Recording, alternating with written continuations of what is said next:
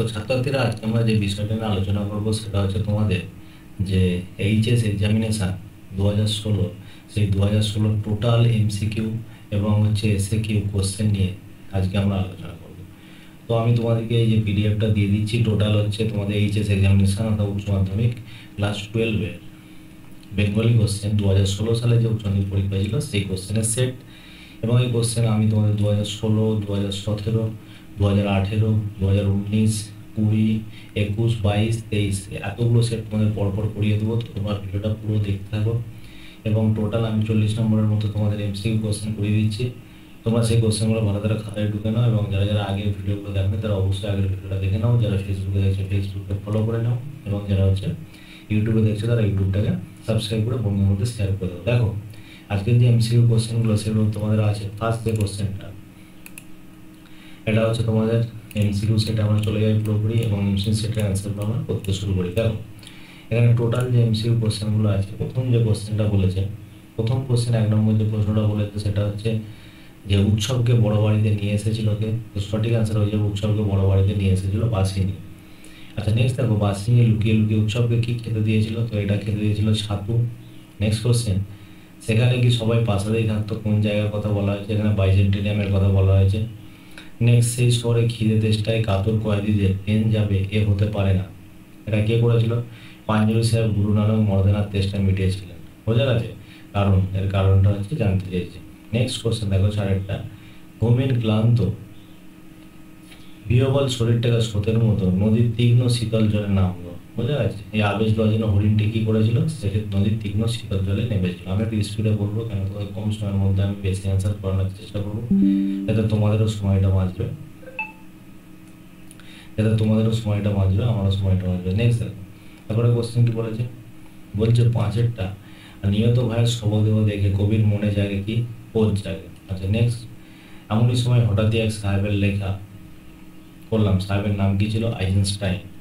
আচ্ছা next question, অথবাটা বলছে আর একদিন তাকে দেখে মনে হয়েছিল কি? ভোরের আলোর চেয়েও সে সুন্দর। আচ্ছা নেক্সট কোশ্চেন দেখো, 7-এরটা, ইন্ডিয়ান স্ট্যাটিস্টিক্যাল ইনস্টিটিউশন এর প্রতিষ্ঠা কে করেছিলেন? প্রশান্ত চন্দ্র মহলানবিশ। বোঝা গেছে? নেক্সট 8-এর কোশ্চেনটা কি বলেছে? আন্তর্জাতিক ক্ষেত্রে কোন শিল্পে অবদানের জন্য উপেন্দ্র কিশোর রায়চৌধুরী পরিচিতি লাভ করেছিলেন? তো মুদ্রণ শিল্পের জন্য। নেক্সট, গোষ্ঠী শব্দের আদি অর্থ গবাদি পশুর থাকার জায়গা। বর্তমান অর্থ কি? অর্থ সমূহ এটি শব্দার্থের পরিবর্তনে কোন ধারা বোঝায়? এটি শব্দার্থের রূপান্তরণের ধারা বোঝায়। আচ্ছা নেক্সট কোশ্চেন দেখো, 10-এরটা, বলছে মৃত্যুঞ্জয়ের স্ত্রীর কেবলই মনে পড়ে যায় ফুটপাতের লোকগুলোর কথা। নেক্সট, একসময় ডাকাত ছিল কে? নিবারণ বাগদি। বিজ্ঞ চৌকিদারের পরামর্শ মানা হলো বুড়িকে নদীতে ফেলে আসতে হবে। নেক্সট কোশ্চেন, আচ্ছা সে কখনো করে না বঞ্চনা, কে কখনো বঞ্চনা করে না? সত্য কখনো করে না বঞ্চনা। আচ্ছা নেক্সট কোশ্চেন, সবুজের অনটন ঘটে তার কারণ কি? শহরের অসুখ সবুজ খায় বলে। আচ্ছা নেক্সট 15 কোশ্চেনটা, হ্যাঁ বল্লভ ভাই কি বলে গেছেন? বাঙালিরা কাঁদুনে জাত। নেক্সট কোশ্চেন, অথবাটা কি? অথবাটা একটা কটা মালিকের কানে তুলবেন না চাটুর্য মশাই। কোন কথাটার কথা বলা হয়েছে? গ্রিন রুমে ঘুমানোর কথাটা। বোঝা গেছে? নেক্সট কোশ্চেন দেখো, নেক্সট প্রশ্ন 16টা বলছে হ্যাঁ হ্যাঁ শম্ভুদা আপনি হন, কি হওয়ার কথা বলা হয়েছে? শম্ভুদাকে নায়ক চরিত্রে অভিনয় করার কথা বলা হয়েছে। আচ্ছা নেক্সট কোশ্চেন দেখো, রজনীকান্ত কোন ঐতিহাসিক চরিত্রের পোশাকে ফাঁকা মঞ্চে প্রবেশ করেন? তো এটা দিলদারের চরিত্রে। নেক্সট 17টা কি? মোহনবাগান ক্লাব গঠিত হয় কবে? 1889 সালে। আচ্ছা নেক্সট, একটি তারিখ ধ্বনি কি? শূন্য হচ্ছে একটি তারিখ ধ্বনি। আচ্ছা নেক্সট কোশ্চেন, ফার্স্ট এবার তোমাদের এসে Q short answer type question. দেখো প্রথমটা বলছে ধ্বনিমূলের অবস্থান বলতে কি বোঝো? তো তোমাদের ধ্বনিমূলের অবস্থান হচ্ছে সঠিক অ্যান্সার। দেখো ধ্বনিমূলের অবস্থান বলতে বোঝায়, ফার্স্ট কোশ্চেনে যেটা অ্যান্সার সেটা হচ্ছে একটি ধ্বনিমূল যে যে অবস্থানে উচ্চারিত হয় তাকেই বলা হচ্ছে ধ্বনিমূলের অবস্থান। তো এটা তোমাদের ফার্স্ট কোশ্চেনের অ্যান্সার। নেক্সট দেখো 2 নম্বরের কোশ্চেনটা কি বলছে? সঞ্জীবনী ব্যাকরণ কাকে বলে? তো এটা সঠিক অ্যান্সার হয়ে যাবে। দেখো যে সঞ্জীবনী ব্যাকরণ বলতে বোঝায়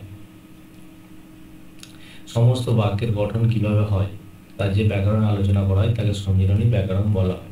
তোমরা এতটাকে লিখতে পারো, অথবা এক্সট্রা যেটা লেখা সেটা হচ্ছে সঞ্জীবনী ব্যাকরণ প্রচলন করেন বিখ্যাত ভাষাবিজ্ঞানী নায়ম চমস্কি। বোঝা গেছে?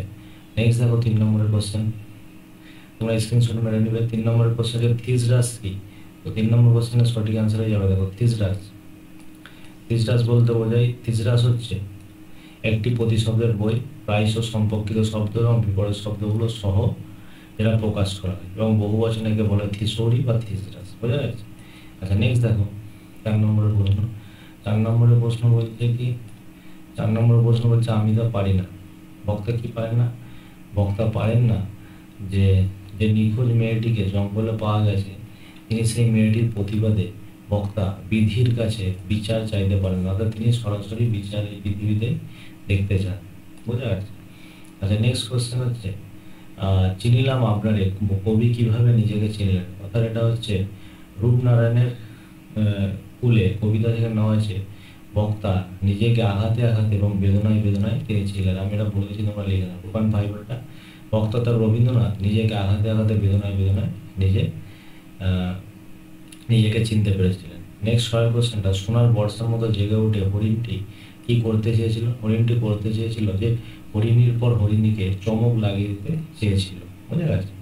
নেক্সট 7টা, এখানে অসহ্য নিবিড় অন্ধকারের মাঝে মাঝে শুনি। বক্তা কি শোনেন? বক্তা শোনেন কয়লা খনির গভীর এবং বিশাল শব্দ। কয়লা খনির গভীর এবং বিশাল শব্দ শুনতে পান। নেক্সট কোশ্চেন, পার্টিটা, সেই সন্ধ্যায় কোথায় গেল রাজমিস্ত্রিরা? কোন সন্ধ্যার কথা বলা হয়েছে? অর্থাৎ যে সন্ধ্যায় চীনের প্রাচীর তৈরি হয়েছিল সেই সন্ধ্যার কথা বলা হয়েছে। কোন সন্ধ্যায়? যেই সন্ধ্যায় চীনের প্রাচীর তৈরি হয়েছিল সেই সন্ধ্যার কথা বলা হয়েছে। আচ্ছা, নেক্সট, সেকালে ঘন ঘন শাখা হতো। শাখা হলে কি করতে হতো? তো শাখা হলে বাড়িতে অরন্ধন দিবস পালন করতে হতো এবং রাত্রে মেঝেতে শুতে হতো। বুঝা গেছে? বাড়িতে অরন্ধন উৎসব এবং রাতে মেঝেতে ঘুমানো হতো, এটা হচ্ছে শাখাগুলো করতে হতো। নেক্সট, বিভাগ নাটকের নামকরণ কিভাবে হয়েছিল? বিভাগ নাটকের নামকরণ হয়েছিল যখন একজন ভদ্রলোক পুরানো সব নাট্যশাস্ত্র ঘেঁটে খুঁজে খুঁজে বিভাগ নামটি নির্বাচন করে, তখন সবার এই নামটা পছন্দ হয়ে যায় এবং এই নাটকের নামকরণ রাখা হয় বিভাগ। নেক্সট দেখো, নানা রঙের দিন নাটকে রজনীকান্ত, ঔরঙ্গজেব এবং মোহাম্মদের যে দৃশ্যের কথা বলা হয়েছে সেটি কোন নাটকের অংশ? সেটি শাহজাহান নাটকের অংশ। কোন নাটকের অংশ? শাহজাহান নাটকের। এদের নাটকটা কে লিখেছে? দ্বিজেন্দ্রলাল রায়। বুঝে গেছে? নেক্সট কোশ্চেন 10-এরটা, বক্স অফিস বলতে একটা কথা আছে। বক্তা কখন এই কথাটি বলেছিলেন? তো যখন মালতী লতা দুলে এই গানটা যখন গাওয়া হচ্ছিল, এই গানটি গাওয়ার সময় সৌম্য মিত্র আপত্তি করে, এবং সৌম্য মিত্র যখন এই গানটি আপত্তি করে তখন হারমোনিয়াম বাদক এই কথাটি বলে ওঠে। বোঝা যাচ্ছে? আচ্ছা, নেক্সট কোশ্চেন দেখো, তাদের বয়সটা ঠিক বোঝা যায় না। কিসের বয়স বোঝা যায় না? তো নানা রঙের দিন গল্পে দেখো রজনীবাবুর বয়স, রজনীবাবু যখন চুলে কলপ করার জন্য চুলে কলপ করার পর কি করতো? কি করতো, তখন সেই চুলে কলপ করার পর রজনীবাবুর বয়স ঠিক মতো বোঝা যায় না। আচ্ছা, নেক্সট, উৎসব তাড়াতাড়ি হাত চালায় কেন? উৎসব এই কারণেই তাড়াতাড়ি হাত চালায়, কারণ যদি উৎসব কাঠ তাড়াতাড়ি কাটতে পারে তবে কি হবে? তো কাঠ কাটা হয়ে গেলে হোমযজ্ঞ হবে এবং উৎসব তাড়াতাড়ি ভাত খেতে হবে, এই জন্য সে তাড়াতাড়ি হাত চালায়। আচ্ছা, নেক্সট কোশ্চেন দেখো, পৌষে বাদলা সম্পর্কে গ্রামের ডাক পুরুষের পুরোনা বচন কি ছিল? তো পুরোনা বচন ছিল যে বৃষ্টিটা শনিতে যদি শুরু হতো, শনিতে 7 দিন, মঙ্গলে শুরু হলে 5 দিন, এবং বুধবারে শুরু হলে 3 দিন, এবং বাকি সব 1 দিন করে বৃষ্টিটা হবে। এটাই ছিল পৌষে বাদলা সম্পর্কে গ্রামের ডাক পুরুষের পুরোনা বচন। তো এই ছিল 2016 সালের এইচএসের বাংলা কোশ্চেন। এরপর সম্পূর্ণ আমি এমসিকিউ এবং এসএকিউ এর সমাধান করে দিলাম, এবং পরবর্তী ভিডিওতে আমি 2017 সালের এমসিকিউ এবং এসএকিউ ভিডিও সম্পর্কে সমাধান করে দেবো। যাদের ভিডিওটা ভালো লেগেছে অবশ্যই লাইক করে দিয়ে, শেয়ার করে, সাবস্ক্রাইব করে দেবো।